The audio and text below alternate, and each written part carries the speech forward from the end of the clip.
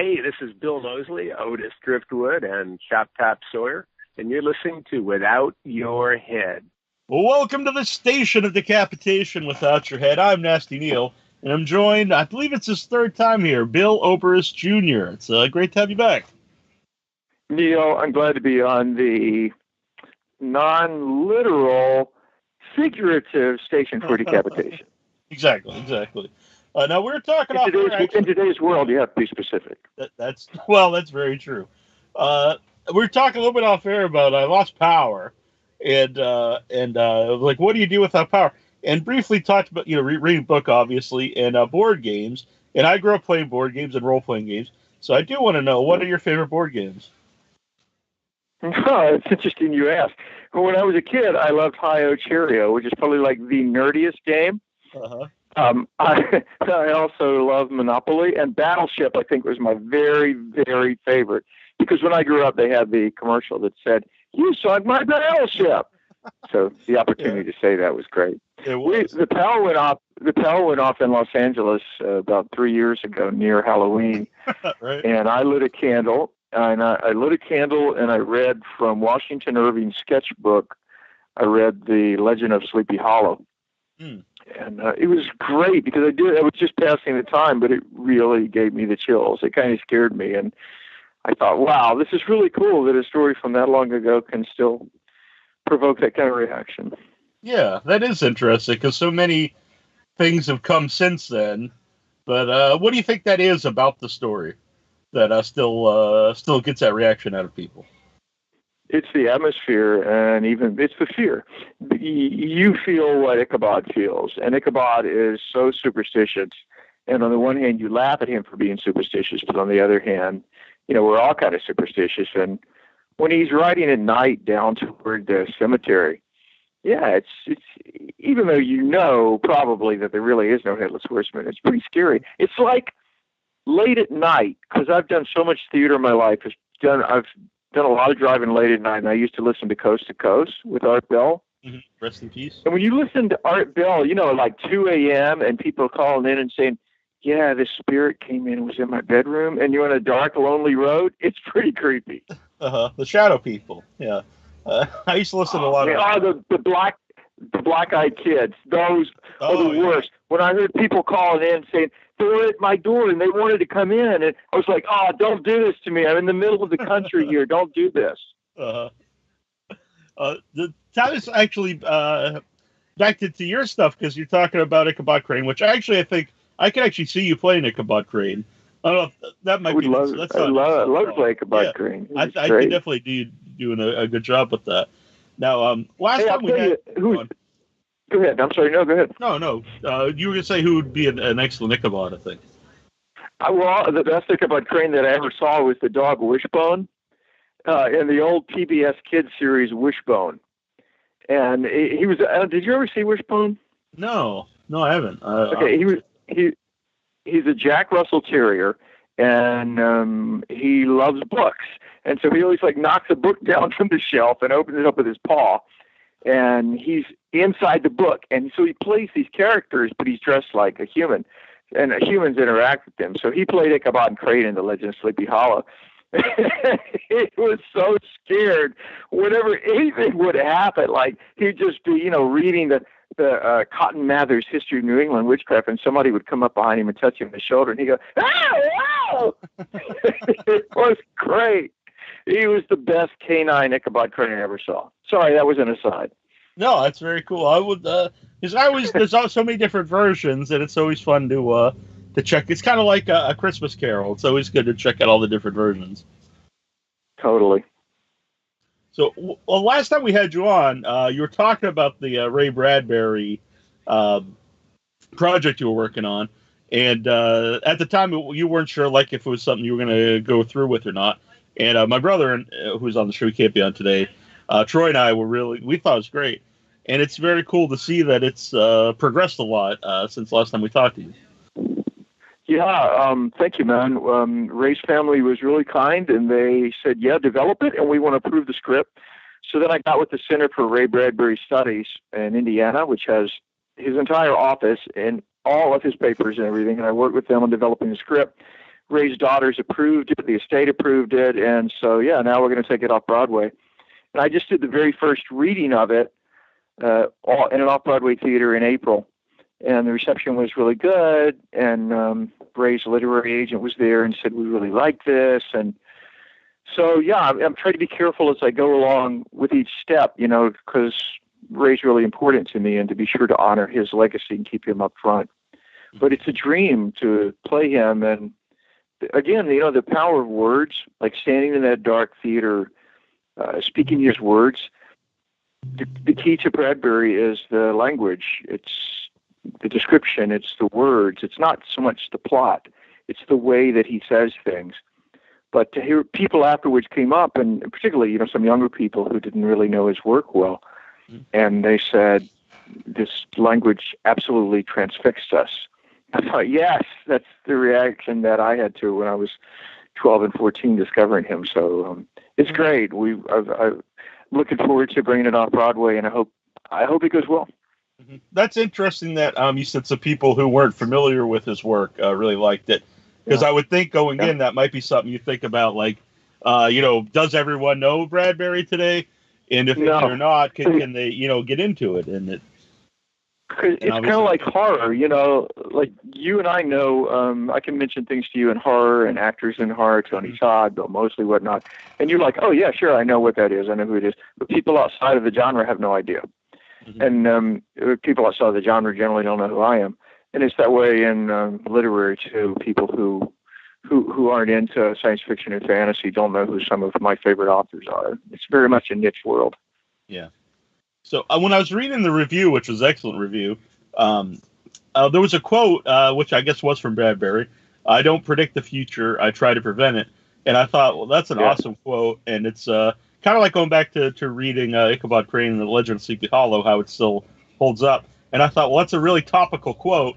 And then I thought, well, it probably always was a topical quote wherever you are. And it probably always will be a topical quote in the future. You know what I mean? It's even more topical, Neil, because here's where it comes in the show.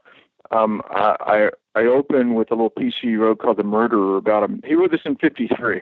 About a time when we had smart speakers and talking houses and phones with us everywhere, and this man just murders his phone because he can't stand being in touch. And he loves it so much he murders his entire house, and so this state has him in a mental hospital. And then we go from that into A Sound of Thunder, where the guy goes back in time, steps on the butterfly, messes with the timeline, and suddenly we've elected the most unqualified person ever to be president of the United States. And at the end of the story, the guy, he's holding the butterfly, and he's like, "Can't we go back? Can't we change it? Can't we change it? Can't we make it not happen?" And boom, the story's over. And that's when Ray says, "I don't predict the future. I try to prevent it." And it got the biggest applause at the reading because it was as if it was written this year. It's really cool. That's like eerily accurate. Well, topical. That's wild. Because I even read more into that. It said I believe it even in the story it was the president doesn't read, which was it's a really weird for today. It was. So did you when you were putting this together?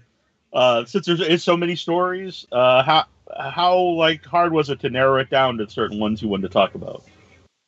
Impossibly hard. So I asked John Eller, he's a professor, he's the head of the Bradbury Center at IUPUI. He's written 3 biographies of Ray. And I just asked him, I said, "John, here's what I think. Here's the ones I like. What do you think?" And he helped me narrow them down because I couldn't have done it by myself. I'd be like, "Oh, I want a little of this one, a little of this one." Like it would be like having a dessert tray. I would just have everything, just a little bit of everything. Yeah. And it would be a mess. And so he helped me narrow it down. But I had to put in Something Wicked This Way Comes. This scene in the library where Mr. Dark comes in and he's looking for the boys climbing up the library shelf. That is terrifying to me, and we got that in there. Yeah. So how much has this changed since you started, thinking about doing it? Completely different. That's the cool thing about developing a project.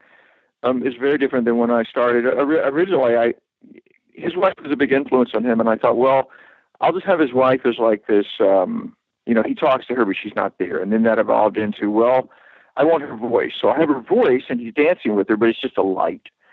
And then when we did the actual reading, the director up there, Michael Ormond, said, I know the perfect actress to play Maggie Bradbury, Zoe Watkins. She even looks like her. And the audience loved so much the sight of Ray dancing with his wife, Maggie, that now I have to put it in the show, so now it's a two-character show. And I just talked to a press agent yesterday who said, people really love Maggie. You need to write more Raggy and increase her role in there. Uh-huh. So, yeah, it keeps changing, and it's great. It's great that my original ideas were not right. It's not good to be right all the time. It makes you kind of stagnate, you know. Now, when you mentioned being approved by the Bradbury estate, how long of a process was that? And is it something, because it's not something that they do for everyone, I guess. Not like everyone wants to do some Bradbury and they just like, yeah, go on with it. Well, anyone who wants to perform any author should. Many people don't, but they should go and seek the right to do that. I know actors who don't. I think it's really wrong. It's stealing work. But it was about a year-long process from the time they said yes, develop the show, to yes, we approve the final script. I went through 16 different drafts, and because you know, you've got two things going on. You're asking to use sections of people's work, and that's pretty technical. Like, I want to use so many words from this story and so many words from this story, and then they have to see, do we have licenses out for other people to perform this story, so forth. But also, you're dealing with someone's family member, friend, father, and you want to present them as the family would want them presented, while at the same time making them interesting to the audience.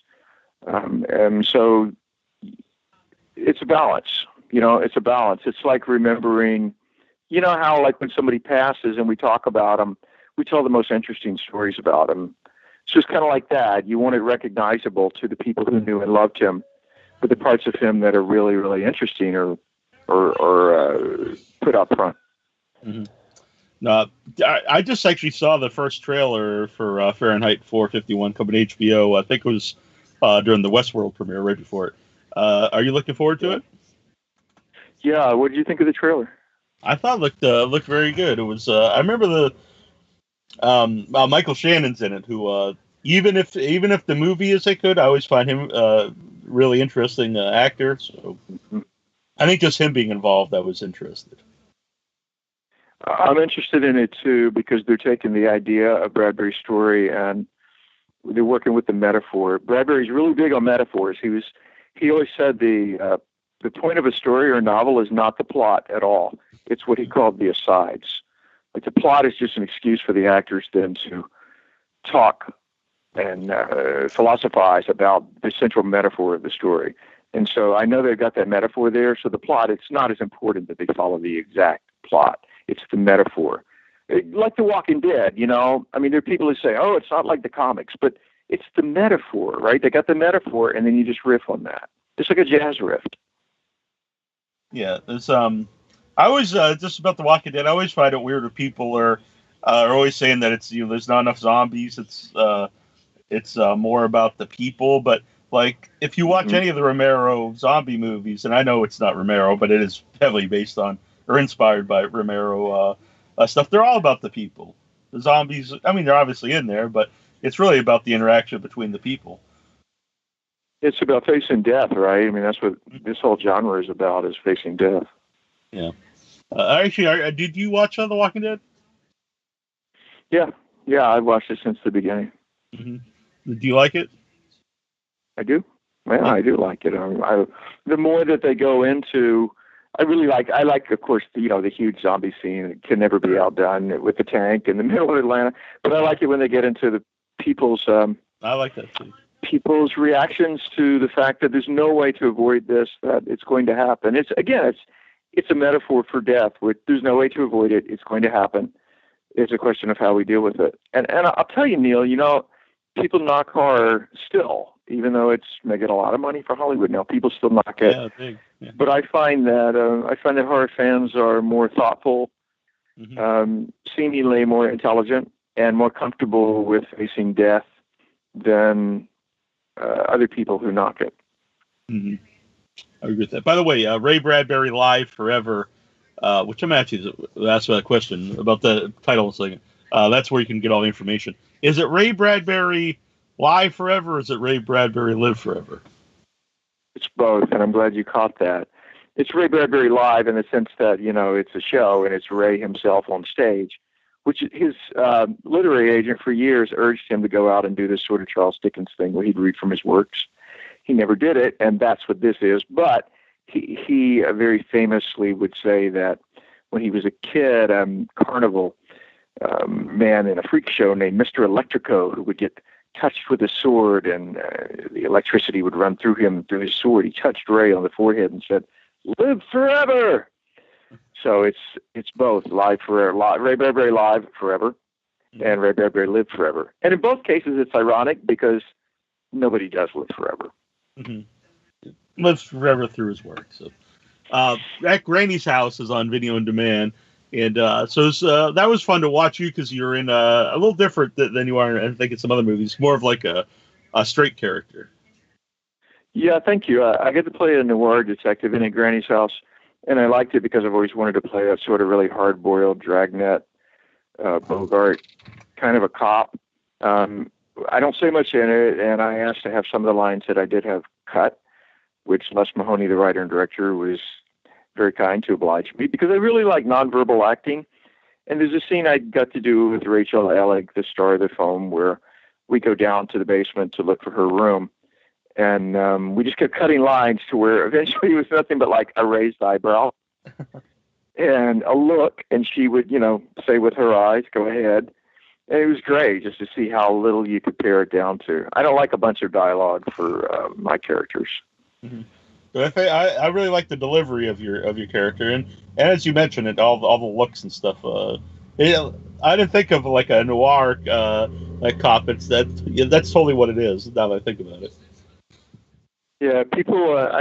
I like characters who don't talk so much if they're going to be a little bit mysterious, because then when they do say something, you listen. Yeah. What I like too is when you talk about the basement scene, it's like a fight scene, but it's a fight scene between like. Yours, not necessarily. The other two are normal people.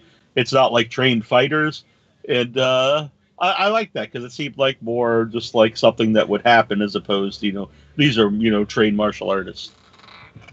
Yeah, I know just what you mean. It's like rolling around with your brother or your cousin. Yeah. Grabbing their leg or they punch your neck or that. Yeah, that kind of stuff. And that's much more suited to me physically. Because whenever I've been in a fight scene with anybody who was choreographed, every time, Neil, somebody gets hurt.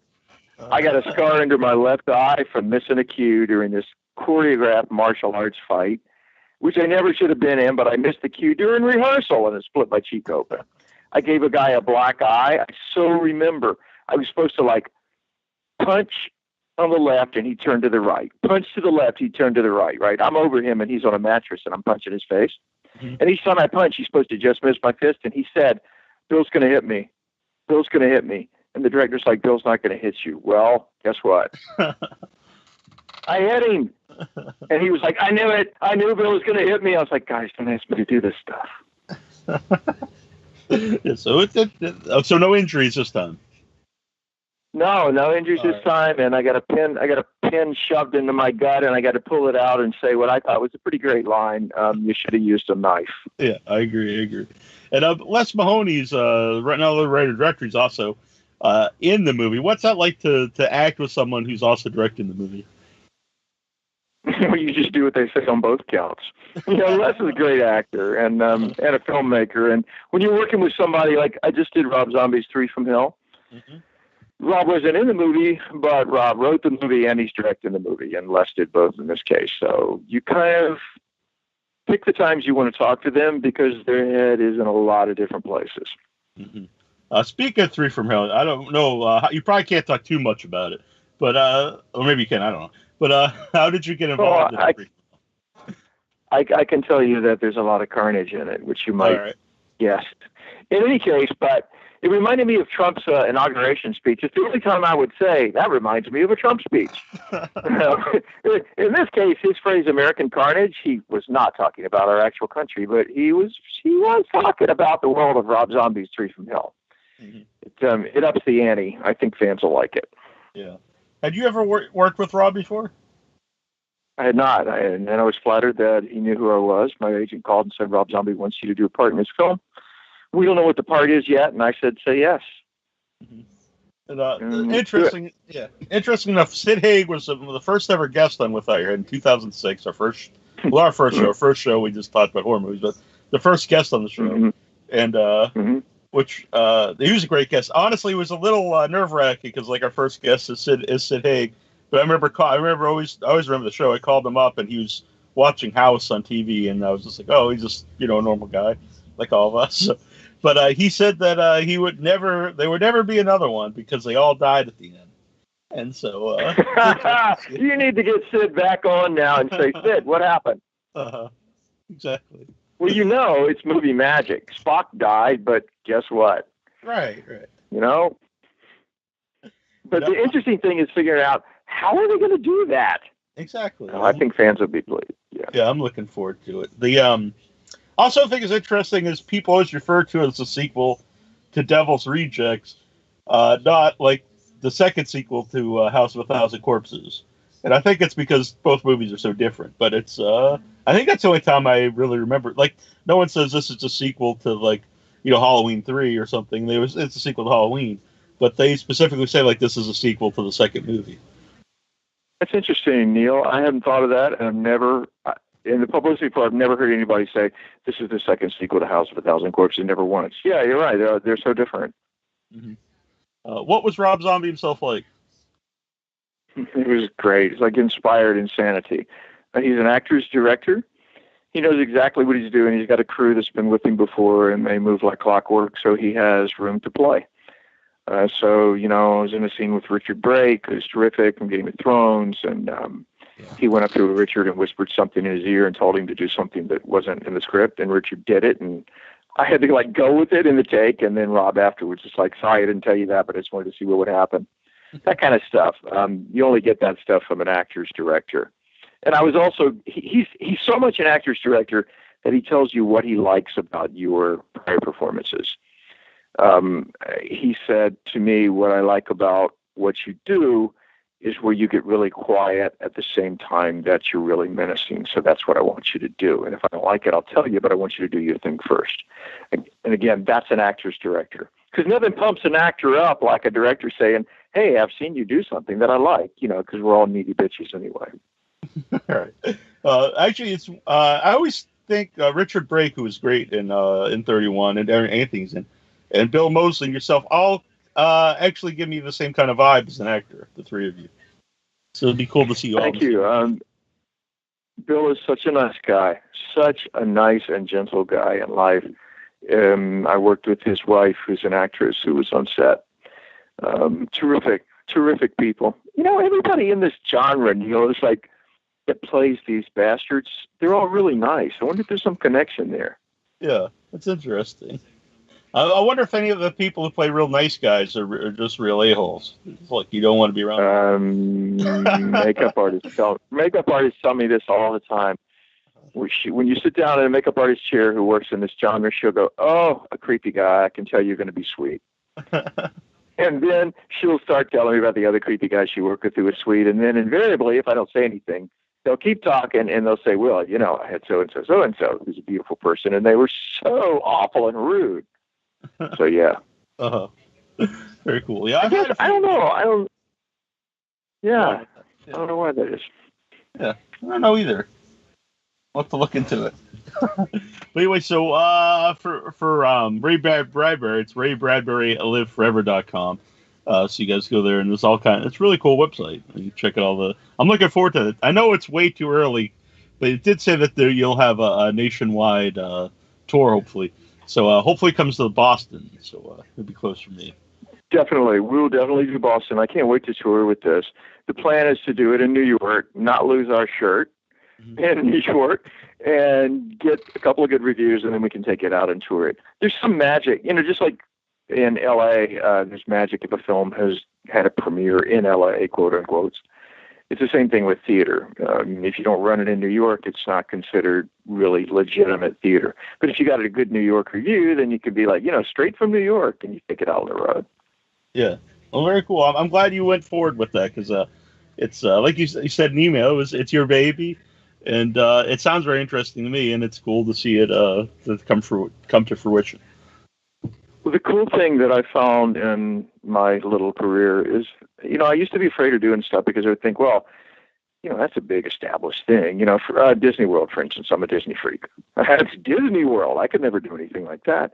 And then you read the story of Walt Disney, how he went bankrupt, and how all of these wonderful things that are now, they seem to have been here forever. They were all just people's ideas at one time. Everything that's established started by somebody saying, I got an idea. And why not me? Oh, you can't do it. Why not? Why not me? Why can't I do it? I don't know. Maybe somebody else can do it better than me, but they're not doing it. So why don't I try it? That's the spirit of entrepreneurship, and that's how everything gets created. But it's really liberating to realize that no matter how solid something looks, at one time it was just a guy or a girl who said, I got an idea. I have a neighbor who thinks it's cool to start his motorcycle up very loudly. Yeah, I got a neighbor who does that when I'm doing audiobooks. There's an apartment complex back behind my house, and if I'm right in the middle of an Audible audiobook, and I'm like, Janie came into the room, and he's like out there cranking up his Trans Am, like, Mom. I'm like, dude, please. Very cool. So I have one more question before I let you go. Is how do you find time to do all these movies, do your project here, Ray Bradbury, and even to come and talk to me for every few months? How do you find time to do all this stuff? What else am I going to do? I'm not a party guy. I'm in bed at 9:30 if I'm not working. I get up at 5:30. I got to do something with my days. I hate to waste time, and I'm German enough to want to keep producing things. I figure, like, at the end of the day, if I can't look back and say, what did you do today that moved you towards being the person you want to be? If you haven't done one thing that moved you towards that, it's a really horrible feeling. It's like, I've wasted an entire day. I can't stand it. Mm-hmm. I think that's good advice for everybody, no matter what it is you do. But being the person you want to be might just be like doing good for your family, or cooking dinner for your spouse, or washing the dog. It doesn't have to be creating, a script or something. But who do I want to be today? How do I want to show my appreciation for being alive? And have I actually done that at the end of the day, or did I just sort of, waste time? Mm-hmm. 2 years ago, I might not have another day. Very true. 2 years ago this month, I was very sick and I was in the hospital. It was many near-death experiences throughout. There's many months. I was in hospital, rehab, back in the hospital, and afterwards I had the same. And I still try to remember that because, and I always tell people to do what you love to do and be around people that you love to be around with. And it doesn't have to be even something, spectacular. You might just like to watch TV, or I don't know whatever it is you like to do. But while you're here, because you don't know when you won't be able to do it anymore, you should try to do it, whatever it is that you enjoy doing. That's really good advice, Neil, especially coming from you. I haven't had that experience, but that must have been something, being where you didn't know if you were going to be around or not. Mm-hmm. It was, I'm sure people listening have heard me say this whole story before, but it was a long experience, and it's weird because this month, like on Time Hop and things on your Facebook, so all these pictures will pop up throughout the month, like 2 years ago today, and it'll be all the stuff that was going on at the time. So it's I always remember it anyway, but then it really pops up into your memory. Well, I'm glad that you're with us. Thank you. I am too. So, so it's always great to have you on, Bill, and we'll definitely do it again sometime. Thank you, Neil. I really appreciate it, man. God bless you. Thank you. And honestly, whenever I see you in something, I always know that'll be interesting. Oh, I appreciate you saying that, man. Thank you. It means a lot. You're very welcome. All right. Thanks, man. Okay. Talk to you. Bye-bye. Bye. All right. You all go to withoutyourhead.com. I'll come over there and put my boot up in your ass.